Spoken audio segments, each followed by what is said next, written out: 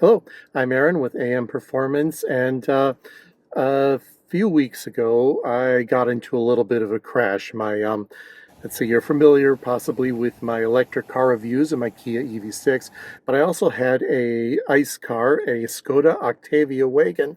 I bought it new in 2015, been driving it for 9 years now. It's been a great car, and unfortunately, a guy in a ute decided not to stop at a stop sign, and we had a bit of a collision. Fortunately, no one was injured, or no serious injuries at least. Everyone walked away, so that's all right. I'm dealing with insurance now, getting a replacement, and I have been given a rental car to tide me over for the time. And that's what I'm driving here today. Just thought I'd put together a quick little video, show you guys what it's like, what I like about it, what I don't, and just, yeah, what it's like to live with this car for a few weeks.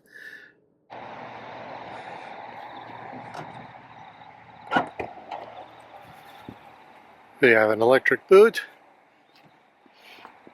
loading into a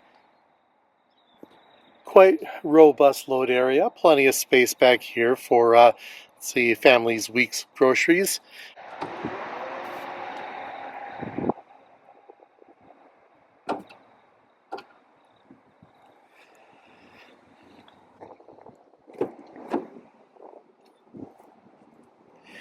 Opening up the doors up front. Notice we got some moderately squishy, nice materials up here. Kind of an interesting golf ball dimpled texture on the door handles there. This nice chrome leading into an interesting little almost coppery accent trim along there. And we come down this bit right here, kind of hard, scratchy plastic, but fairly firm and such. Got, let's see, power mirror switch, power window switches, and then this nice textured fabric, nice and comfortable for an armrest there. Then up front, we've got a bottle holder. Doesn't quite fit this large water bottle unless you squish it a little bit, but it goes in there. Let's see, speakers and a boot release down there. As for the seats here, I really like the way they've done these seats. I like the texture and color and look of this fabric here, the kind of coppery accent trim down there with this white, really soft, almost like a velour or a almost suede feel down there. So they're quite comfortable. You've got, say, forward and back, up and down, backrest, so a 6-way manual seat with lumbar control there. Getting into the car, I found these seats to be quite comfortable, very useful. We've got an interesting dash with this kind of silvery, not quite brushed aluminium, but kind of silvery metalish look. Pretty typical Skoda, kind of harder plastic textures down here. But then we've got a continuation of that copper trim theme along the bottom of the vents here, and then along this accent line that runs the dash. All right, for storage space up front, we've got a quite voluminous, let's see, glove compartment there. Got a little cubby underneath with wireless charging, and let's see, a pair of USB-C ports as well. We've got underneath the right side, we've got another little cubby for notes, gum, whatever, little stuff there. Got a couple of cup holders, not huge, but good enough for, say, a can of soda or a, let's say, coffee cup with a smaller base. And then underneath the armrest here, we've got a moderately sized little storage area. Armrest kind of folds out for a little bit more room, though it doesn't lock in an upper position at all, so you kind of have to have it low down there. Here we've got your, let's see, infotainment screen. I can't recall the size off the top of my head, but honestly, it's whatever size it is, it's perfectly adequate, plenty big enough. So I'll just turn everything on there. Pointing to the menu, lots of different, let's see, assistant settings. It's quite responsive.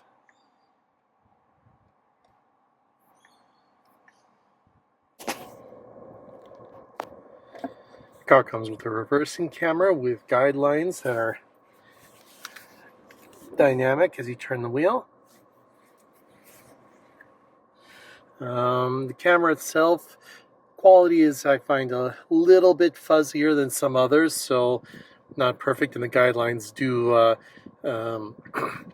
are quite bright in there, kind of block some of the detail, but it works.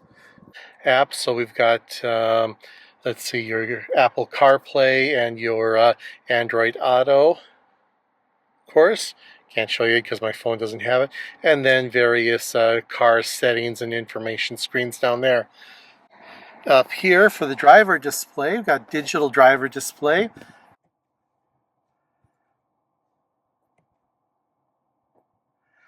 Several different configurations, so you can do how much you want. We've got a dark display there. That's really nice for, say, dark country roads and such, when you want as little light as possible distracting you. Kind of turns off everything bright to simplify stuff.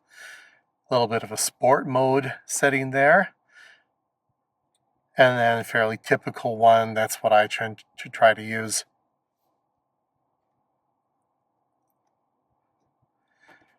All right. Various information settings, long-term, pretty good fuel economy. Since I refueled this last time, like I said, I've been averaging 5.6 there. And I did find that when I actually refueled it and calculated out my average the old-fashioned way, I found this number reported is actually quite accurate. Pretty impressively so. Usually these numbers as reported by the car's computer can be a little bit optimistic, but in this case it was pretty much right on, so pretty impressive fuel economy there. Okay, now onto the steering wheel.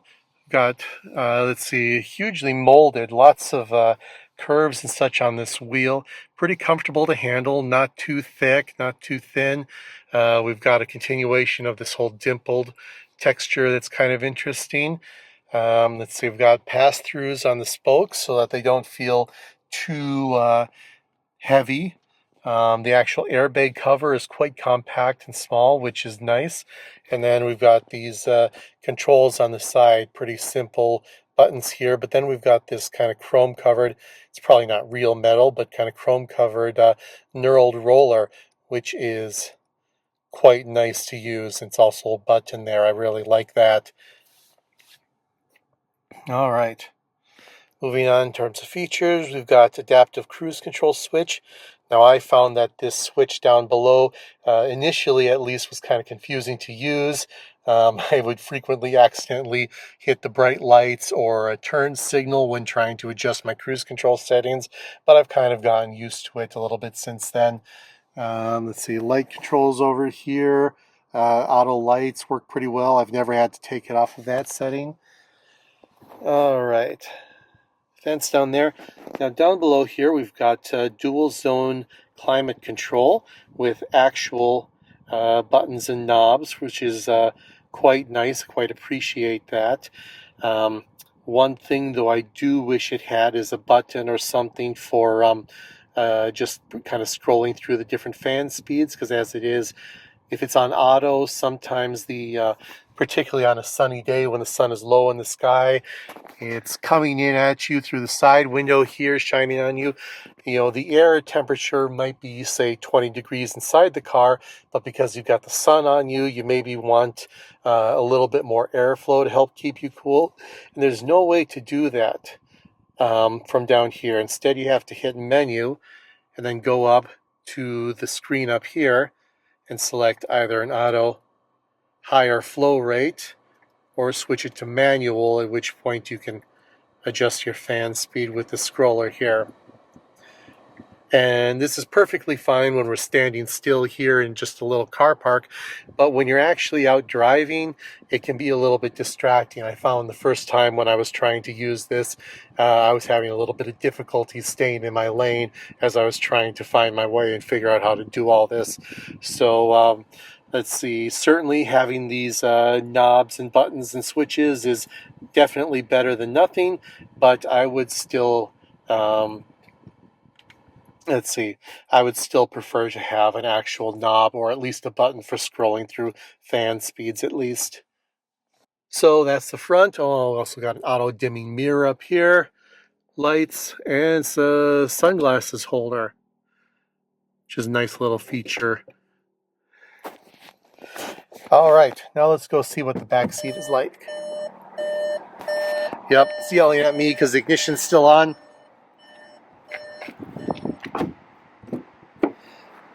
Here in the back, we got doors that open reasonably wide. Got a continuation of that same theme. Plastics back here, yeah, not quite as soft and squishy, a little bit harder, but still got that nice copper and the nice fabric covering here. Kind of hard, scratchy plastics there, but that's pretty typical for the back seat in cars in this class. All right, getting into the back seat, got a couple of air vents, a couple of USB-C ports for managing stuff. Let's see. Don't have a center armrest that folds down. Maybe in higher spec units that comes with, but not here. And we've got, of course, a door bin down there, which you can probably use for holding a typical bottle size. Let's see here now. In terms of actual space, you can see I've got quite a bit of tow room under there.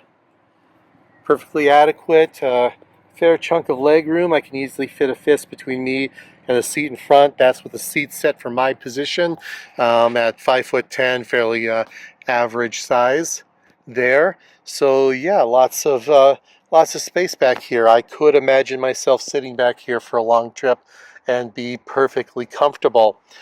Let's see, fair amount of support. The seat sits reasonably high, so yeah, fair amount of support under the legs. It's a little bit narrow, would probably be a little bit tight having 3 people in the back here, but for a family of 4, even with 4 adults, yeah, back seat is perfectly adequate. So Skoda has a slogan, it's simply clever, which is marketing speak for all the little features that can help out and such, you know, the little things that they do. So for instance, today you can see it's raining fairly heavily and I have to get out of this car. So, oh no, what am I going to do? Let's open it up, make sure no one's coming. Oh, would you looky here? We've got an umbrella holder in the door. That's helpful, except I'm not going to use it. Or down here, what's this? An ice scraper. Now that we've gone through the interior, storage, features, etc., what's it actually like to drive? Let's find out.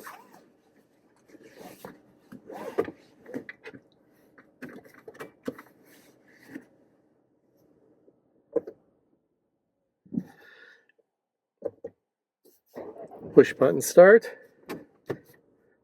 handbrake off, into drive, and away we go. Just got to watch out, be careful. My driveway's a little on the tight side, don't want to scrape anything.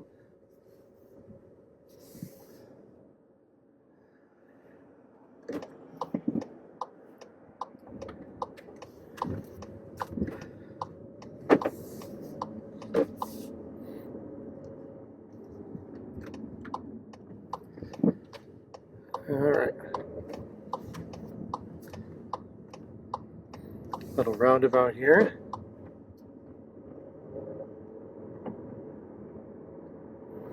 Now I don't know if the camera's picking it up, but kind of first impression you get is The motor can be a little bit grumbly sometimes. I think it's actually more due to the gearbox trying to maintain a very high gear for a good fuel economy, but it does mean that it kind of um, should put it lugs the engine a little bit, and you get kind of a grumbly, rough sound like it doesn't like it. A little trick I've learned is putting it into sport mode.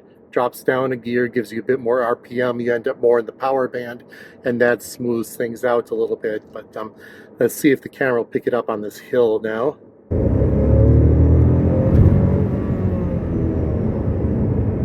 Maybe, maybe not.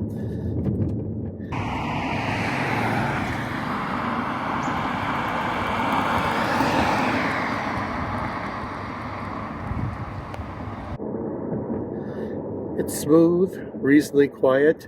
Suspension's definitely firm, but not like you get hard edges coming through the suspension.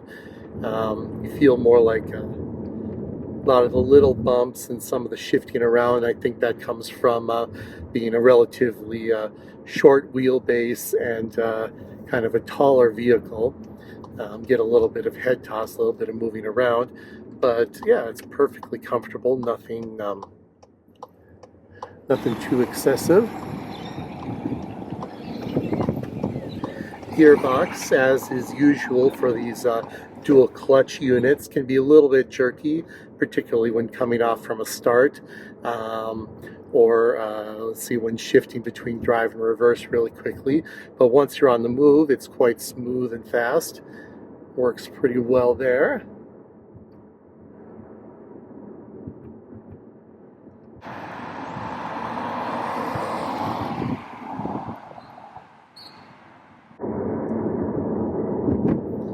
All right, driving down the hill.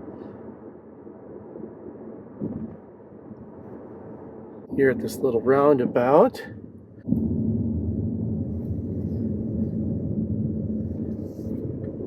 Steering is very light, not exactly communicative, but yeah, light and easy, good for handling tight car parks and those sorts of situations. Not exactly going to, let's see, be super engaging, say, on a really curvy road or anything, but you know, for fit for purpose, I'd say. You know, I'm gonna turn around and head back here.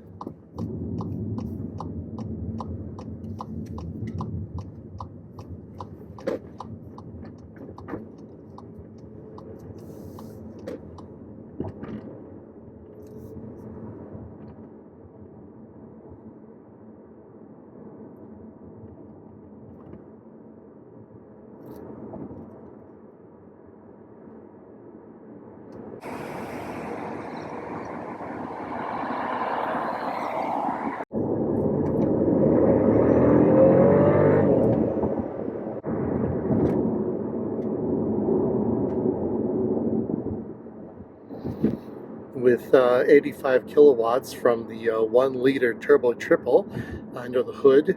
Um, Performance is, yeah, once again, not going to, let's see, not going to blow any minds at the drag strip, but it's perfectly adequate for day to day. No issues with merging and such, or climbing hills or anything like that. It does have quite a bit of torque in the mid-range, a fairly meaty mid-range, so that helps a lot, makes it a lot more adequate in day-to-day use. So once again, fit for purpose. I think that kind of describes the vehicle broadly.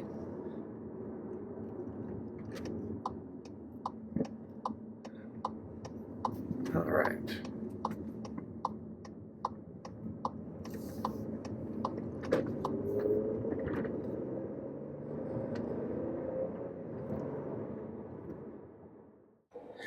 All right. So yeah, in conclusion, the Kamiq, it definitely qualifies as one of the best in its class, one of the best compact SUVs you can get in Australia. Combination of its mature, well-made interior, very stylish. I think it'll age well.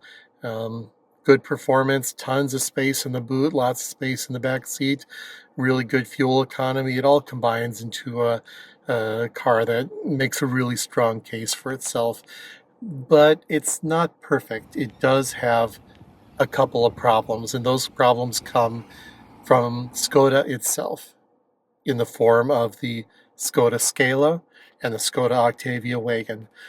Both cars that feature either um, the same capability for less money or greater capability for the same money. So, yeah, if would I buy one of these?